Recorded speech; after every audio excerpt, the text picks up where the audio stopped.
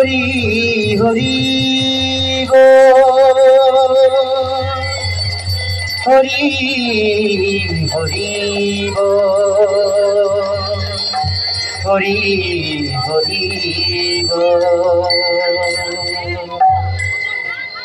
গোবিন্দম আদি পুরুষম তমহং ভজামে গোবিন্দম।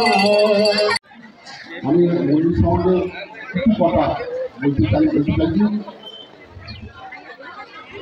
আমাদের এই মন্দিরটা আজ থেকে 17 বছর আগে, তার মানে বাংলা 1414 সালে 2রা ফাল্গুন আমরা কেন্দ্র মন্দির হিসাবে এটা প্রতিষ্ঠা করেছিলাম আচার্যদেবের নির্দেশ অনুযায়ী।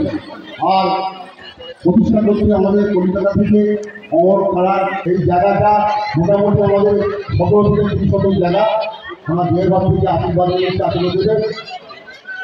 আর আচার্যদেবের নির্দেশ অনুযায়ী সর্দেশ হয়ে গেছে আমাদের ঠিক আছে।